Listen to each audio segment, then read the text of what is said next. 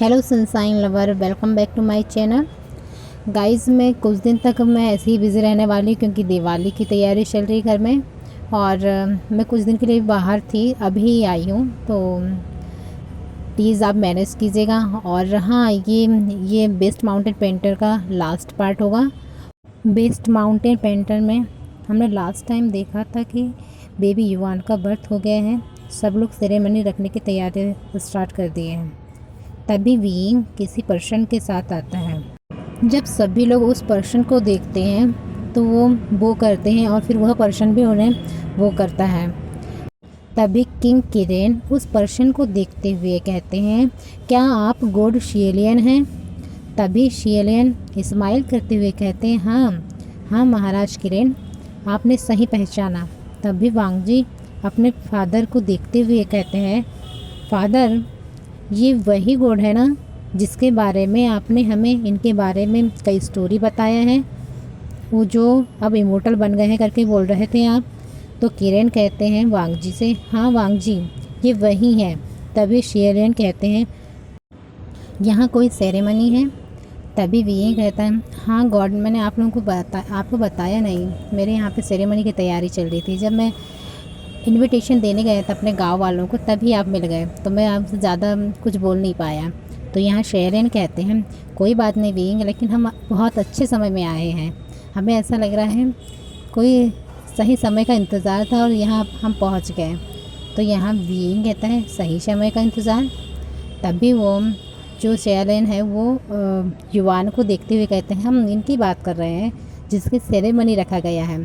तुमको पता है, मुझे लग रहा है ये वही पर्सन है जो आगे चलकर यंग कल्टीवेटर बनने वाला है, सबसे हाईएस्ट। तो उसी समय किरण कहते हैं, तो मतलब आपको इसके बारे में पता चला था? तो शेरियन कहते हैं किरण से, हाँ महाराज, हमें इसके बारे में सब कुछ पता है। और ये 25 वर्ष की आयु में सबसे यंगेस्ट कल्टीवेटर कहलाएगा, है ना? मैं सही बोल रहा हूँ? तो उसी समय किरण कहते हैं, हाँ गॉड, आपने सही कहा।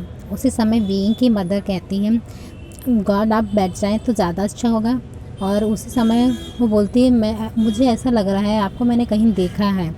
तो उसी समय सेरेन कहते हैं, मुझे पता है आपने कहाँ देखा है। मैंने आपको ही आशीर्वाद दिया था जब आप अपने हस्बैंड के साथ माउंटेन में घूम रहे थे। तब मैंने आपको आशीर्वाद दिया था कि आपके यहाँ पे कोई स्ट्रॉन्ग कल्टीवेटर का जन्म होगा करके, लेकिन ये नहीं बताया था कि वो कब जन्म लेगा। ठीक है? तो उसी समय विंग की मदर वो कहती है और खुश से थैंक यू बोलती है। और फिर उसी समय वांगजी कहते हैं, हम बहुत ज़्यादा खुश हैं कि हमारे बेबी के सेरेमनी के समय में आप इतने बड़े इमोर्टल यहाँ पे आए हैं।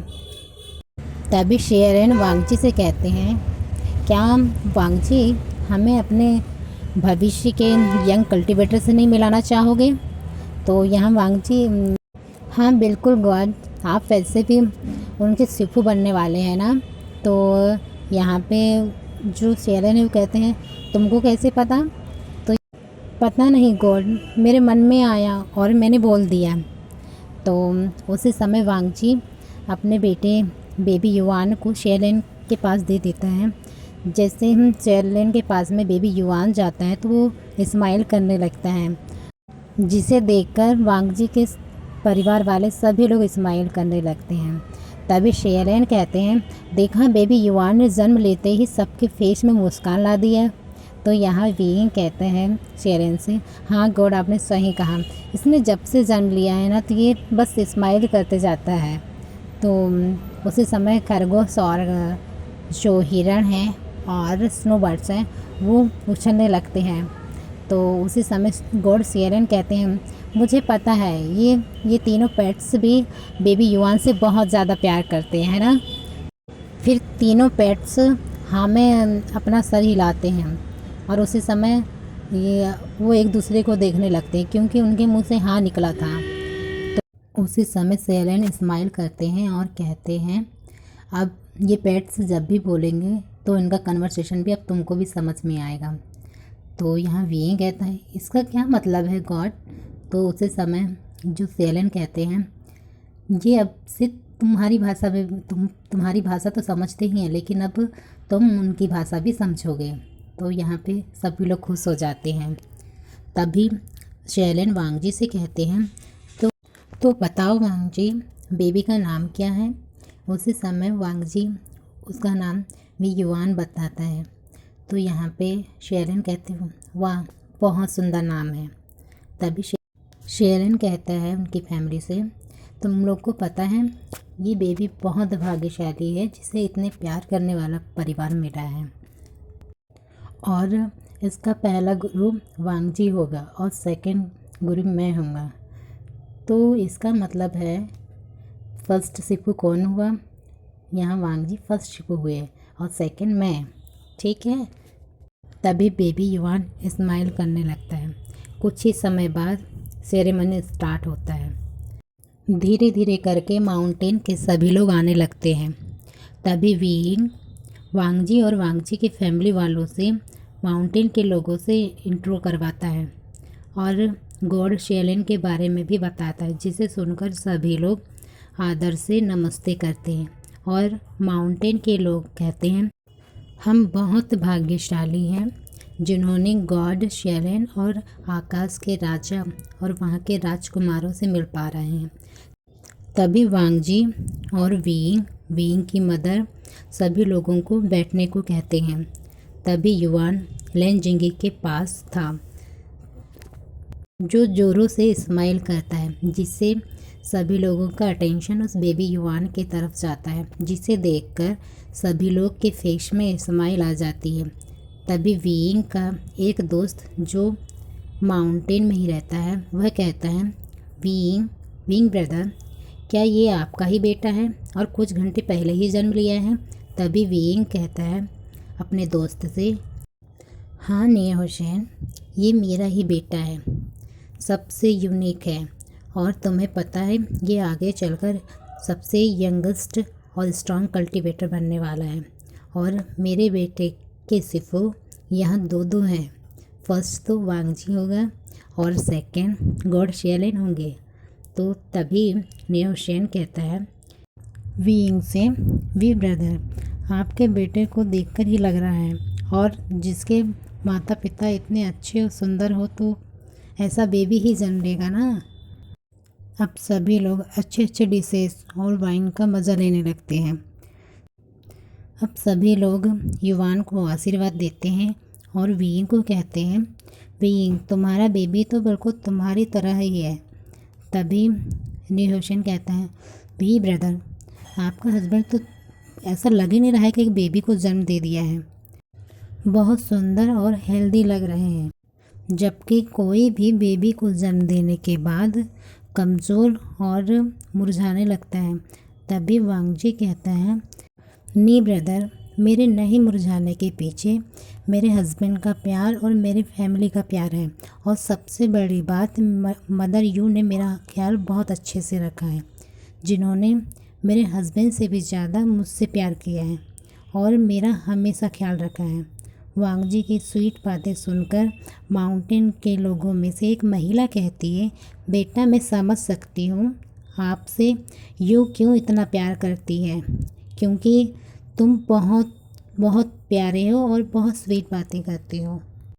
तभी वीइंग की मदर कहती है उस महिला से, जिसका नाम लिन है, हाँ आपने सही कहा लिन, हमारा वांगजी बहुत प्यारा है, जिनका बेटा तो और भी प्यारा है, जो सबके चेहरे में स्माइल ला देता है।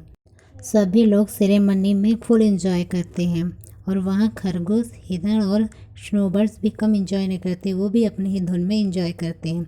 धीरे धीरे करके माउंटेन के लोग सभी लोग अलविदा लेते हैं। तभी निया हुसैन कहता है वीइंग से, वी ब्रदर, मैं बहुत खुश हूँ आपके बेटे और आपके हस्बैंड से मिलकर, वो बहुत प्यारे हैं, और पता है आपके यहाँ के पेट्स भी बहुत बहुत अच्छे हैं, वो तो खूब एंजॉय कर रहे हैं, देखो। तभी वीइंग कहते हैं, हाँ वो तो जब से इन्हें जन्म लिया है ना, तब से वो देखते हैं वो तो ज़्यादा ही उछल रहे हैं। तभी निया हुसैन सभी लोगों से कहता है, चलो ठीक है, मुझे भी अब अलविदा लेना चाहिए, और वो सब लोगों को वो करता है और चला जाता है। उसी समय गॉड शैलेन कहते हैं, ठीक है किंग किरेन बीइंग, अब मुझे चलना चाहिए। उसी समय बीइंग कहते हैं गॉड शेयरन से, गॉड क्या आप आज नहीं रुकेंगे? तो उसी समय शेयरन कहते हैं नहीं बीइंग, वैसे मैं जब बेबी युवान 8 साल का होगा तो मैं इसे खुद पढ़ाने आऊँगा। अब सभी लोग गॉड शेयरन को बो करते हैं और उसी समय गॉड शेयरन डिसअपेयर हो जाते हैं। तभी लेन किरेन कहते हैं बीइंग की मदर से ठीक है हम लोग को भी चलना चाहिए। तो तभी बीइंग की मदर कहती है किरेन से महाराज आप सुबह चले जाओगे, अभी काफ़ी रात हो गई है। तभी किरेन कहते हैं नहीं, जब हम लोग बेबी युवान और आप लोगों की याद आ जाएगी तो हम लोग और आ जाएंगे। तभी लेन जिंगी कहता है फादर हम लोग कुछ दिन और नहीं रह सकते, मैं अभी युवान के साथ खेलना चाहता हूँ। तभी लेन किरेन कहते हैं ठीक है तुम लोग कुछ दिन बाद आ जाना, अभी वैसे बेबी युवान बहुत प्यारा है, तुमको उसके साथ खेलना चाहिए। तो उसी समय खुश होकर जिंगी कहता है थैंक यू फादर। तभी लेन शू और लेन यांग भी परमिशन मांगते हैं। तो उसी समय लेन सिचेन कहते हैं फादर हम लोगों को मैं और सू से बस चलते हैं और बाकी ये छोटे लोग यहीं पर रहेंगे, ये लोग बाद में आ जाएंगे। अब 1 मंथ बाद खरगोश कहती है हिरण और स्नोबर्ड से हमारा युवान 1 मंथ का हो गया और देखो वो कितना एडोरेबल होता जा रहा है और कितना क्यूट भी लग रहा है। उसी समय हिरण कहती है हाँ वो अपने फादरों की तरह है, बिल्कुल वांगजी और बीइंग की तरह। अब रात के समय बीइंग कहता है वांगजी से वांगजी तुम सच में डे बाय डे और भी सुंदर होते जा रहे हो। तो तभी वांगजी कुछ बोलने के लिए अपना मुंह खोलता ही है कि बीइंग अपने लिप्स वांगजी के लिप्स में टिका देता है। पहले तो वांगजी शॉक हो जाता है पर वह किसेस का भी रिस्पॉन्स करने लगता है। बीइंग जो धीरे धीरे वांगजी के क्लोथ्स निकाल देता है और कुछ ही देर में अपने भी क्लोथ्स निकाल के ग्राउंड में फेंक देता है। अब दोनों एक साथ नेकेड होते हैं। अब बीइंग वांगजी से किसेस ब्रेक करता है और वांगजी से कहता है वांगजी क्या तुम रेडी हो? तो उसी समय वांगजी जो कि बेबी युवान को देखते हुए कहता है बीइंग तुमको दिख नहीं रहा है, हमारे बेबी हमारे सामने हैं। तो उसी समय बीइंग बेबी युवान को देखते हुए कहता है नहीं हमारा बेबी बहुत समझदार है और वो ऐसे भी सो रहा है। तो यहाँ वांगजी कहता है अपना बेबी इतना ज़्यादा समझदार है कि वो समझ ना जाए। और उसी समय बीइंग स्माइल करता है, बोलते नहीं बिल्कुल नहीं, तुम कम बोलोगे वांगजी? तो उसी समय वांगजी कहते हैं मैं कम ही बोल रहा हूँ बीइंग। वांगजी बस ऐसा बोलता ही है कि बीइंग अपने टंग वांगजी के माउथ में इंसर्ट कर देता है और धीरे धीरे अपने एक हाथ को वांगजी के बॉडी में फहराने लगता है। धीरे धीरे बीइंग वांगजी के नेक में आ जाता है और वांगजी जिससे मोहन करने लगता है और एक कुछ ही देर बाद में इन लोग इंटीमेट हो जाते हैं। बीइंग और वांगजी इतने ज़्यादा थक जाते हैं कि बीइंग वांगजी के ऊपर ही सो जाता है। अब सुबह के समय सब लोग ब्रेकफास्ट करते हैं।